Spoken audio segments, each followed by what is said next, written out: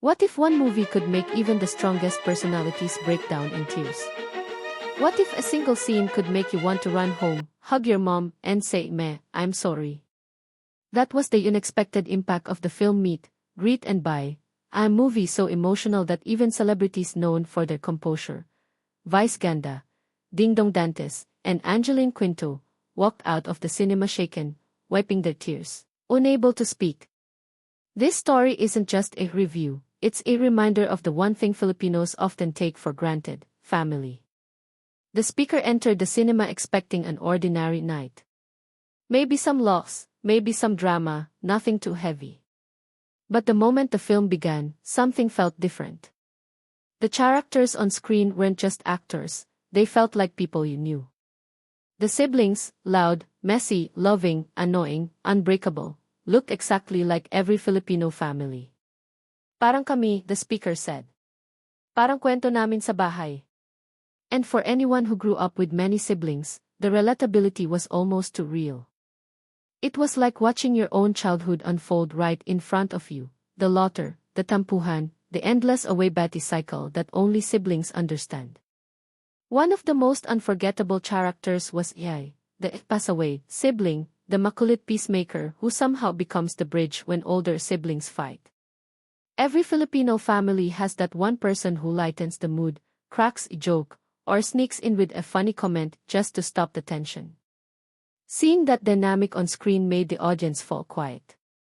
It didn't feel like acting, it felt like home. It made the speaker wish they could leave the cinema right away and hug their siblings. "Big families will really feel this," the speaker said. "It hits places you didn't know were still sensitive." But the one who carried the deepest emotional weight wasn't actually one of the siblings, it was their mother. She didn't need dramatic speeches to break you. She didn't need loud lines. It was her silence, her tired eyes, her trembling hands that delivered the most powerful performance in the movie. With just one look, she conveyed exhaustion, strength, love, and fear all at once.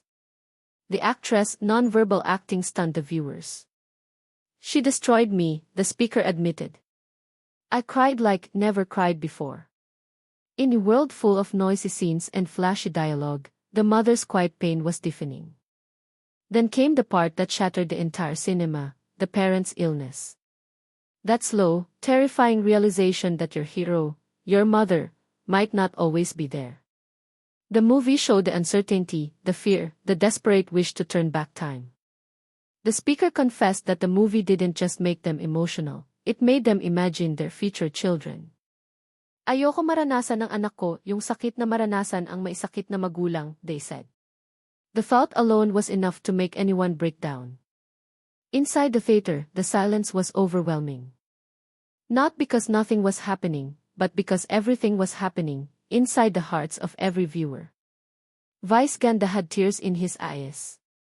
Dingdong Dantes stared blankly at the screen, affected. Angeline Quinto openly wiped her tears. Even the loudest, funniest, strongest personalities became soft in the face of this story. The movie didn't just entertain them, it opened old wounds.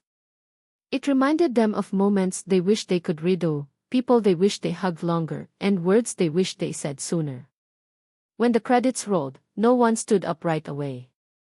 People sat still, quiet, processing the pain and beauty they had just experienced. Meet, Greet and Buy is not the kind of movie you forget after a few hours.